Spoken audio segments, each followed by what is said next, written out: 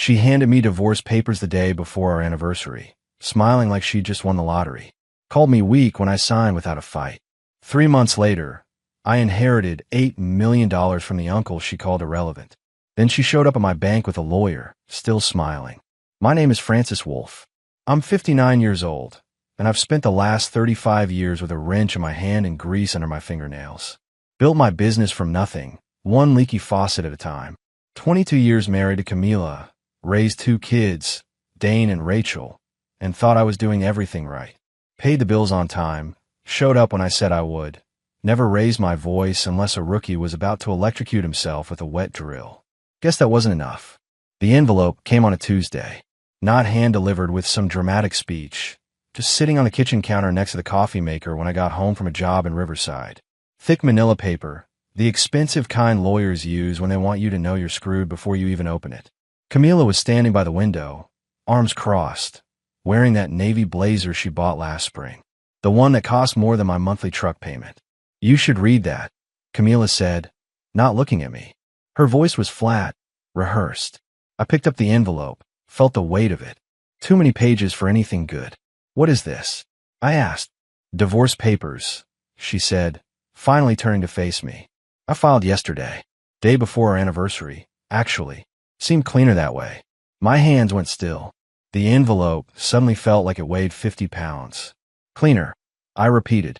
"Don't make this harder than it needs to be, Francis," Camila continued, smoothing her blazer. "I've kept everything straightforward. Fair division, no fighting. Just sign, and we can both move forward." I looked at her, really looked at her. The woman I'd met at a community fundraiser back in 1993, who'd laughed at my terrible jokes and didn't mind that I smelled like pipe dope and copper. She wasn't that woman anymore. This person standing in front of me was polished, distant, like she'd been practicing this moment in a mirror. "You've been planning this," I said. "We've been drifting for years," she replied. "You know it. I know it. This is just making it official." I opened the envelope, scanned the first page. Petition for dissolution of marriage. My eyes caught on the date. Filed one day before our 22nd anniversary. The reservations I'd made at Romano's were still in my phone. The bracelet I bought her was wrapped and hidden in my toolbox in the garage. "I'm not fighting this," I said quietly, setting the papers on the counter. Camila blinked, surprised. "You're not?" "No." I grabbed a pen from the drawer, flipped through the pages, and started signing. Every page, every clause, every polite legal phrase that translated to "you're not worth fighting for." My hand didn't shake. That seemed to bother her more than anything. "That's it?" she asked. "You just going to sign?" I looked up at her. "What did you expect, Camila? Begging? Tears? You made your choice. I'm making mine." Her face tightened, but she didn't respond. I finished signing, slid the papers back into the envelope, and handed it to her. "I'll be out by the weekend," I said, walking past her toward the stairs. Behind me, I heard her exhale, something between relief and disappointment. But I didn't turn around. Didn't give her the satisfaction of seeing whatever she thought she'd see. By Friday, I was gone. The apartment I rented was nothing special. 3rd floor walk-up on the east side of town, above a laundromat that hummed until midnight and a corner store that sold lottery tickets and stale coffee. The carpet was worn thin in patches, the refrigerator made sounds like it was dying, and the bathroom faucet dripped no matter how tight I turned it. Ironic, considering my line of work. But I left it alone. It reminded me I was still breathing. I'd already packed 2 weeks before Camila handed me those papers. Call it intuition or just good sense. But when your wives start coming home smelling like cologne that isn't yours, you start making contingency plans. 3 duffel bags, a box of tools, my father's old recliner, and a lamp I bought at a garage sale 15 years ago. That was it. Everything else, the house, the furniture, the life we'd built, I let her keep it. Not because I was generous. Because I didn't want to fight over things that didn't matter anymore. Dane called me the day after I moved out. My son's voice came through the phone tight and confused. "Dad, what the hell happened?" Dane asked. "Your mother and I are getting divorced," I said, setting down the wrench I'd been using to tighten the kitchen sink in my new place. She filed. I signed. "That's all there is to it. That's all there is to it." Dane repeated, his voice rising. "You were married for over 20 years. You don't just walk away like it's nothing." "I didn't walk away, son," I replied calmly. "Your mother did." I'm just respecting her decision. There was silence on the other end. Then Dane spoke again, harder this time. Mom said he gave up. Said he didn't even try to fight for the marriage. I closed my eyes, felt the familiar burn of frustration in my chest. Of course she did. Your mother can say whatever she wants, Dane. I'm not going to argue with her version of events. You're 28. You'll figure out the truth on your own. So that's it. You're just done. My son pressed. Yeah, I said quietly. I'm done. He hung up without saying goodbye. I stood there in my cramped kitchen, phone in one hand, wrench in the other, and wondered how long it would take before he realized I wasn't the villain in this story. Rachel called 2 days later. My daughter's voice was softer, more measured. She worked at a law firm downtown, saw paperwork like this every week, understood the mechanics of dissolution, even if she didn't understand the why. Dad, are you okay? Rachel asked. I'm fine, sweetheart. I told her, meaning it more than I expected. Mom's telling everyone you just quit, she said carefully. That you didn't even want to talk about it. What do you think? I asked. Rachel paused. I think there's more to this story than she's saying. Smart girl. Always had been. You're right, I said. But it's not your burden to carry. This is between me and your mother. I love you, Dad, Rachel said quietly. I love you too, Rachel. More than you know. When she hung up, I sat in my father's old recliner and stared at the water-stained ceiling. The drip from the bathroom faucet echoed in the silence. And for the first time in weeks, I smiled. Because I knew something Camila didn't. I knew how to wait. Camila wasted no time building her new narrative. Within a week of me moving out, her social media became a carefully curated gallery of liberation. Photos of her at the salon she managed, surrounded by smiling clients and expensive hair products. Pictures from a wine-tasting event downtown, where she posed with people I'd never seen before. One post showed her on someone's boat, champagne glass raised, caption reading, "New chapters, new energy." The comments rolled in like applause. You deserve this. Finally living your truth. Glowing. I didn't comment. Didn't react. Just watched from a distance, the way you watch a storm forming on the horizon. You don't run toward it. You just make sure your foundation is solid. What she didn't post were the cracks forming in her perfect picture. Rachel mentioned during one of our weekly coffee meetups that Camila had been asking about my schedule, where I was living, whether I'd hired an attorney yet. My daughter sat across from me at the diner near my apartment, stirring sugar into her coffee with a troubled expression. She's nervous, Dad, Rachel said quietly. I can tell. About what? I asked, cutting into a stack of pancakes. About you, Rachel replied. She expected you to fall apart, to call her, to beg something. But you didn't. And now she doesn't know what you're thinking. I took a sip of coffee, consider my words carefully. What I'm thinking isn't her business anymore. Dad, Rachel leaned forward, lowering her voice. There's something else. I saw paperwork at the firm yesterday. Mom's attorney filed a motion to revisit the asset division. They're claiming you hid business income during the marriage. My fork stopped halfway to my mouth. That's a lie. I know, Rachel said. But they're fishing, trying to find something to leverage. I set my fork down, looked at my daughter. 25 years old, sharp as a blade, already seeing the game for what it was. Let them fish, I said calmly. They won't find anything because there's nothing to find. What about Uncle Leonard? Rachel asked suddenly, her voice barely above a whisper. I went still. Leonard Ashford, my mother's brother. The man who'd built a plumbing supply empire from nothing and spent the last decade living like a hermit in a mansion outside Philadelphia. We'd stayed in touch over the years, visits every few months, phone calls on holidays. Camila had always dismissed him as eccentric and irrelevant. What about him? I asked carefully. His health, Rachel said. I heard from Aunt Margaret that he's not doing well, and I know you've been visiting him more than you tell people. I held my daughter's gaze. Leonard's my uncle. I visit because I care about him, not because I expect anything. Rachel nodded slowly, but something in her eyes told me she understood more than she was saying. Just be careful, Dad. Mom's watching everything you do now. Let her watch, I replied, finishing my coffee. She won't see what matters until it's too late. We parted ways outside the diner. As I drove back to my apartment, my phone buzzed. Unknown number. I answered. Mr. Wolf, this is Vincent Harper, attorney for the estate of Leonard Ashford. I'm calling to inform you that your uncle passed away yesterday morning. I'd like to schedule a meeting to discuss his will. You're named as the sole beneficiary. I pulled over to the side of the road, gripping the steering wheel. Everything had just changed. 3 months. That's how long it took between Camila filing for divorce and the phone call that would rewrite everything. 90 days of silence, of letting her think she'd outmaneuvered me, of watching her build a life she thought I couldn't touch. 90 days of working my routes, fixing broken pipes, keeping my head down, and waiting. Vincent Harper's office was in Center City, 14th floor of a building that smelled like old money and polished mahogany.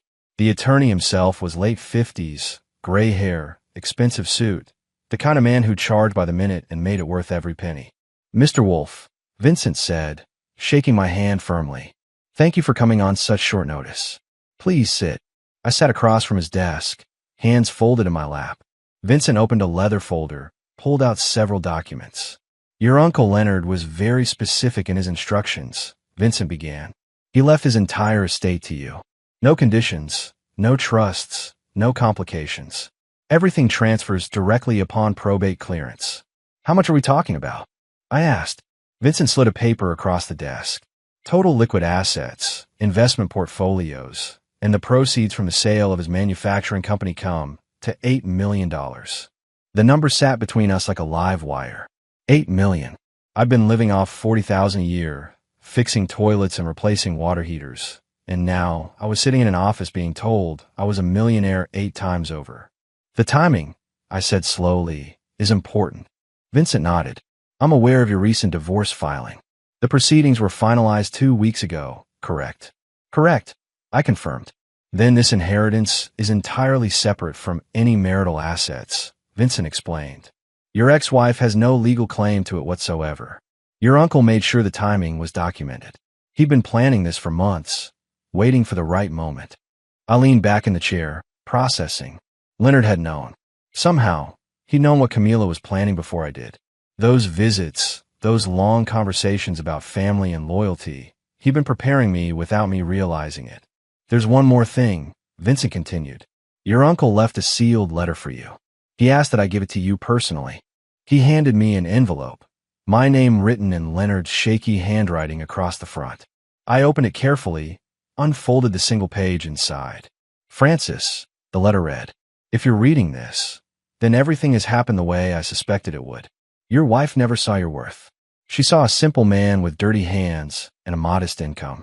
She didn't see the strength, the integrity, the patience that makes a man truly wealthy. I'm leaving you everything because you're the only one who ever visited me without wanting something in return. Use this money wisely. Protect yourself. And when she comes back, and she will come back, don't let her take anything more from you. You've already given her enough. Leonard." I folded the letter, slipped it back into the envelope, and looked at Vincent. "What do I need to do to protect this?" "We'll establish a trust immediately," Vincent replied. "Separate accounts, legal barriers, everything documented and time-stamped. By the time anyone realizes what's happened, it'll be untouchable." I stood up, shook his hand. "Let's get started." Walking out of that office, I felt something I hadn't felt in months. Not relief, not satisfaction, just quiet, deliberate control. The text came first. Short, casual, like we were old friends catching up. "Hey, heard you were at Romano's last week. Hope you're doing well." I stared at the message for a full minute before deleting it without responding.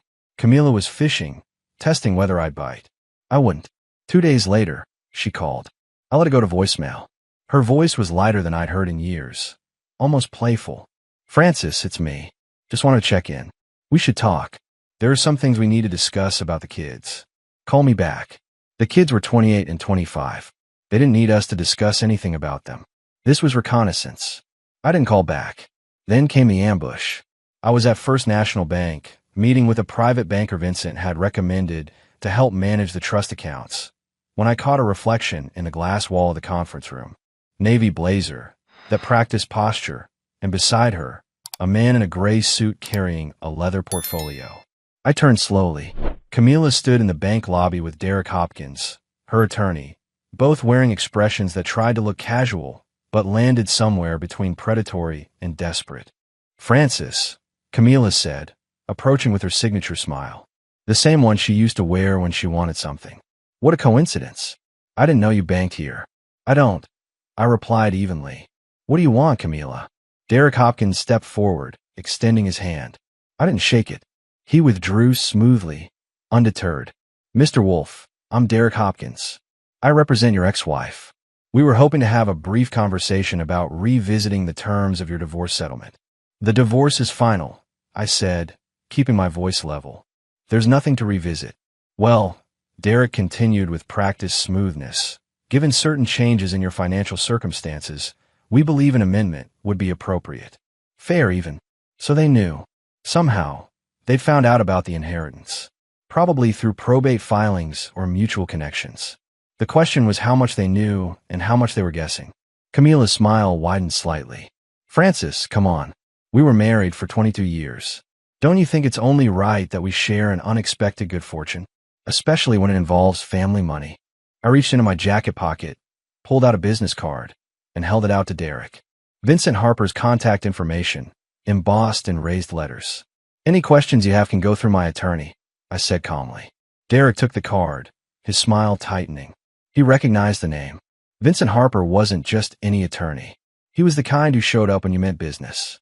Francis, Camila said, her voice losing some of its warmth. You really want to do this? Make this adversarial. I looked at her fully. You made it adversarial when you filed those papers 3 months ago, smiled at me, and walked away with everything. I'm just protecting what's mine now. Her face tightened. Derek placed a hand on her arm, signaling retreat. We'll be in touch, Mr. Wolf. They left. I returned to the conference room, and we continued setting up accounts Camila would never touch.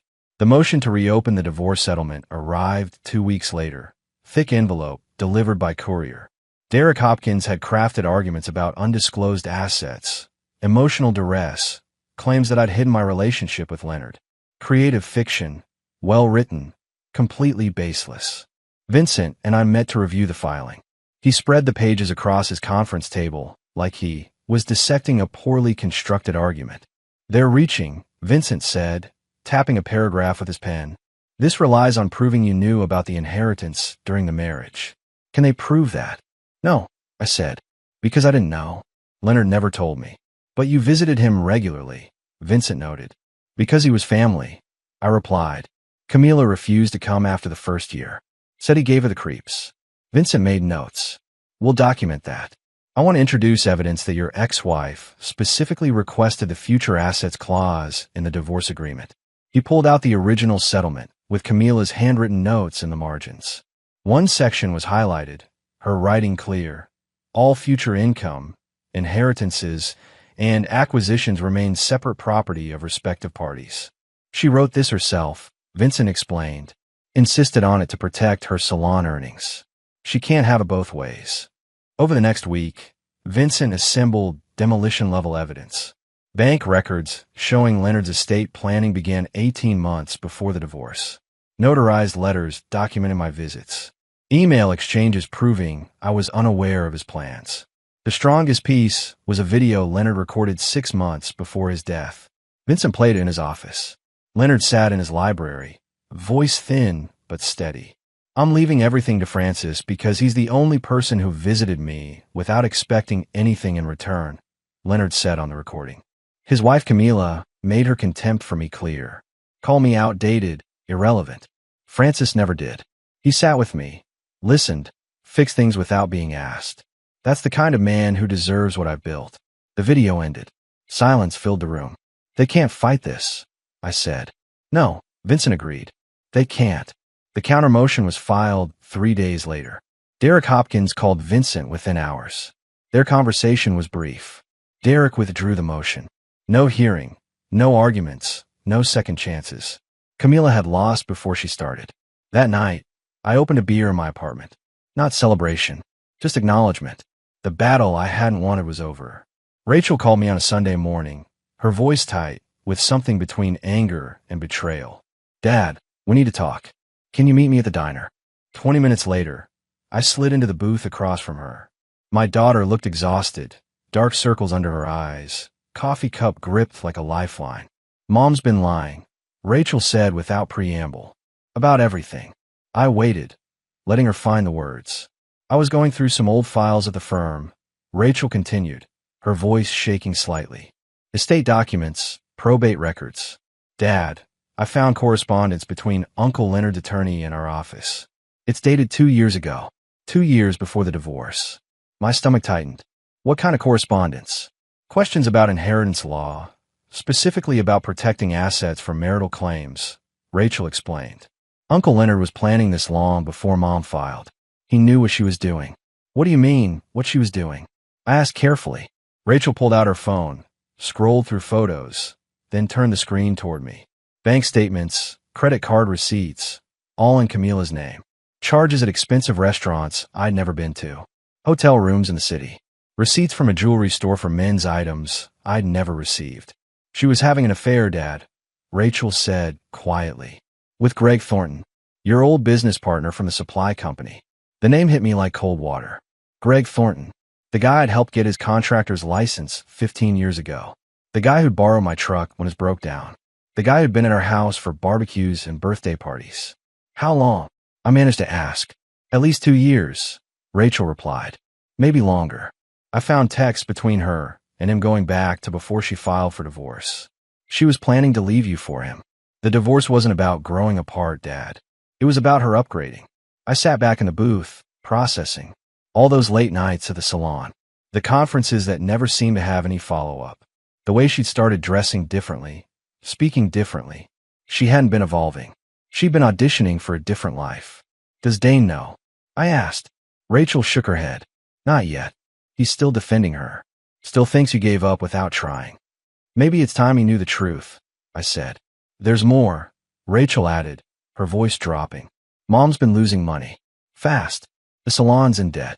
She took out loans against her share of the house to invest in some business venture with Greg. It failed. She's drowning, Dad. That's why she came after your inheritance. She's desperate.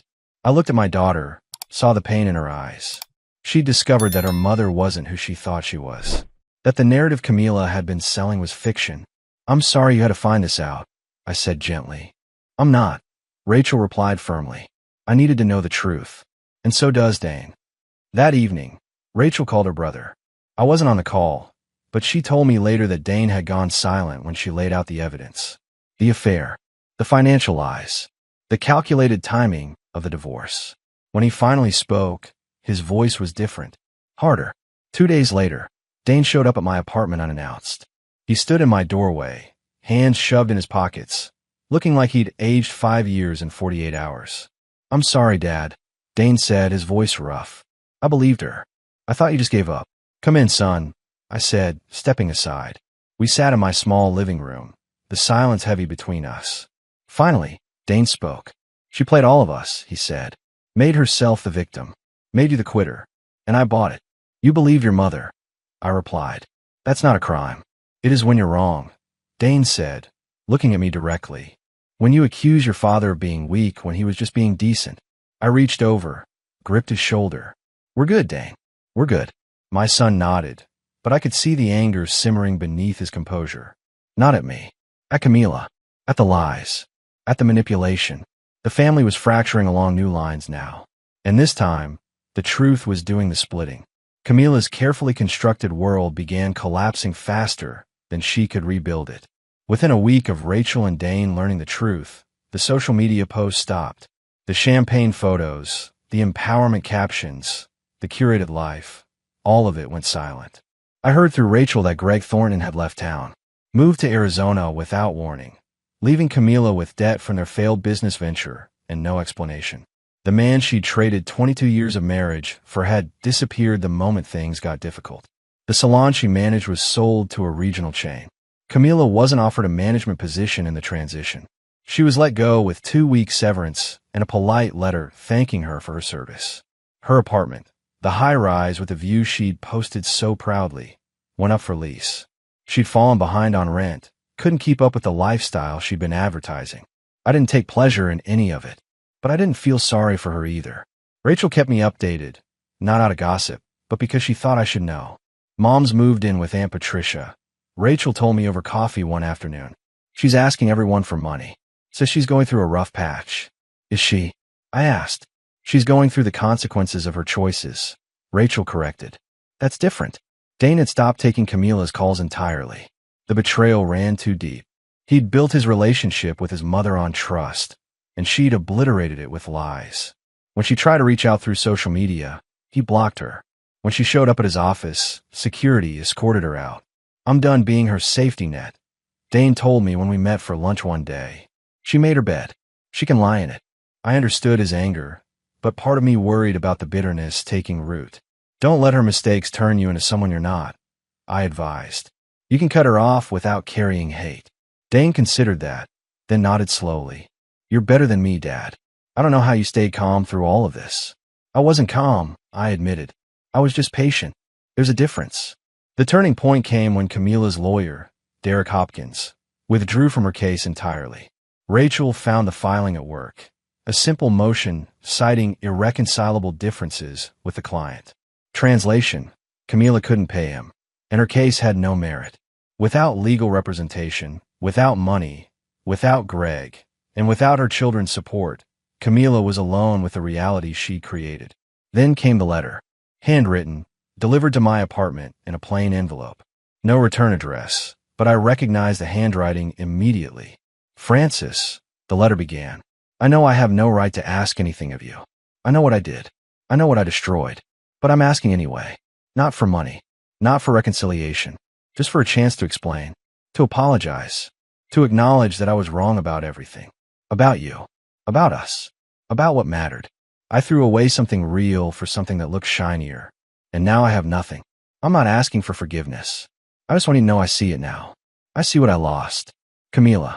I read the letter 3 times. Then I folded it carefully, placed it in the drawer with all the other legal documents, and closed it. Some apologies come too late. Not because they're insincere, but because the person receiving them has already moved forward. The past is only valuable if you're still living in it. I wasn't. That evening, Vincent called with news. "The probate on Leonard's estate is finalized," he said. "All assets are transferred. The trust is active. Everything's locked down tight." "Good," I said. "There's one more thing," Vincent added. "Leonard's video deposition has been submitted to the county records as part of the estate documentation. It's public record now. Anyone can access it," which meant anyone could hear Leonard's words about Camila, about her contempt, about her dismissal of family. It wasn't revenge. It was just truth, preserved in an old man's voice, available for anyone curious enough to look. I thanked Vincent and hung up. Stood by my window, watching traffic move below. My life was smaller now in square footage, but larger in every way that mattered. I had my kids back. I had my integrity.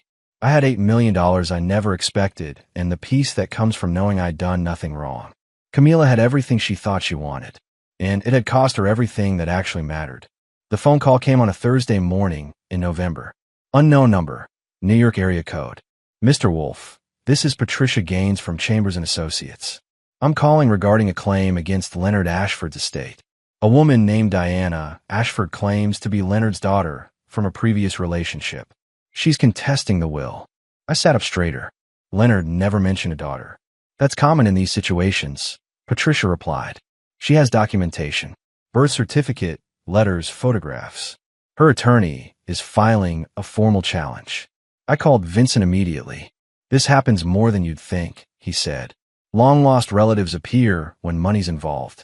We'll need to verify her claims and protect your inheritance." Over the next weeks, Diana Ashford became real. She was 43, living in upstate New York. Leonard had a brief relationship with her mother in the early 80s. When the pregnancy was discovered, he provided financial support but maintained distance. "The question," Vincent explained, "is whether Leonard intentionally excluded her or simply didn't update his will. He was meticulous," I argued. "If he wanted her included, she would have been." The legal battle dragged 3 months. Depositions, document reviews, investigations. Diana's attorney painted me as the opportunistic nephew who isolated Leonard from his real family. Rachel attended hearings with me. "This is what Mom hoped would happen," she observed. "That the inheritance would become a nightmare." "Maybe," I admitted, "but I'm not giving up what Leonard wanted me to have." The breakthrough came from Leonard's longtime housekeeper. She brought a box of letters. Letters from Diana's mother dating back decades, asking for money, making threats. And Leonard's responses, polite but firm. He provided child support, paid for Diana's education, but been clear he didn't want a relationship beyond financial obligation. The final letter, 5 years old, was from Diana herself. She'd asked Leonard for a business loan. He'd declined, explaining he'd already fulfilled his obligations. Vincent presented these in court. Leonard Ashford knew about Diana. He provided for her throughout her childhood and early adulthood. But he chose to leave his estate to Francis Wolfe, the nephew who actually maintained a relationship with him. This was an informed, deliberate decision. The judge ruled in my favor. Diana's claim was dismissed. Walking out, I felt exhausted but vindicated. Not because I'd won money, but because Leonard's wishes had been respected. Legal fees. I asked Vincent. About $300,000, he replied. Worth it to honor what Leonard wanted. That evening, Diana called me directly. Her voice was tired. I'm not apologizing. I believed I had a right to something. You did have something, I replied. Leonard made sure you were educated, supported. But inheritance isn't about biology. It's about connection. She was quiet. He really cared about you, didn't he? Yes, I said simply. And I cared about him. We hung up without animosity. Two people who'd fought over an old man's money and discovered it was never really about the money at all. 8 months after Leonard's death, I stood in front of the Ashford Community Center, watching construction crews finish the building. The plaque read, Leonard Ashford Memorial Center, dedicated to teaching trades and building futures. I'd used $2 million of the inheritance to establish this place. A training facility for young people interested in plumbing, electrical work, carpentry. Scholarships for those who couldn't afford tuition. Job placement programs with local contractors. Rachel stood beside me. He would have loved this, she said softly. I hope so, I replied. My business had expanded. 3 more plumbers, 2 new trucks, commercial contracts. Not because I needed money, but because I enjoyed the work. Building something. Fixing things. Dane had joined the business 6 months ago. After years in sales management, he decided he wanted something more tangible. We worked together 3 days a week, and I taught him everything Leonard had taught me. I'm sorry I doubted you, Dad, Dane said one afternoon while replacing a water main. Sorry I believed her story instead of trusting you. Water under the bridge. I told him, you're here now. That's what matters. Camila had disappeared from our lives. Last I heard, she was in Florida, working retail, rebuilding from nothing. I felt no satisfaction in her downfall, but no sympathy either. The house we'd shared sold at auction. I drove past once. A young family had bought it. Swing set in the backyard, toys on the lawn. Life continuing. I never remarried. Dated occasionally, nothing serious. At 60, I'd learned solitude isn't loneliness. I had my work, my kids, my community center, my Tuesday morning coffee with contractor friends. Rachel got married in spring.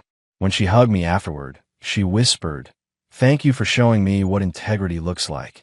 That meant more than any inheritance. One Sunday morning, reading the newspaper, I noticed a small article. Local salon chain files for bankruptcy. The company that bought Camila's salon had collapsed. I thought about calling Rachel, then decided against it. Some people's failures aren't worth tracking. Instead, I drove to the community center, walked through workshops where students learned to thread pipes and install fixtures, watched them struggle, succeed, learn the same lessons Leonard had taught me. One kid, maybe 19, fought with a stubborn connection. I walked over, showed him the technique Leonard had shown me 40 years ago. "There," I said when it clicked. "Feel that?" "Yeah," the kid grinned. "I got it. Good. Now do it again until you don't have to think about it." I left him practicing, walked outside into afternoon sunshine. My truck was parked nearby, dented and reliable. My phone buzzed with a message from Dane about supply orders. This was my life now. Smaller than Camila had wanted, bigger than I'd expected, built on foundations that couldn't be shaken because they were made of skill, honesty, and relationships that mattered. Leonard had given me $8 million. But the real inheritance was the lesson underneath. That wealth without character is just numbers on paper. That sometimes the people who walk away do you the biggest favor of your life. I climbed into my truck, started the engine, and drove toward whatever came next. And I drove it with my head held high.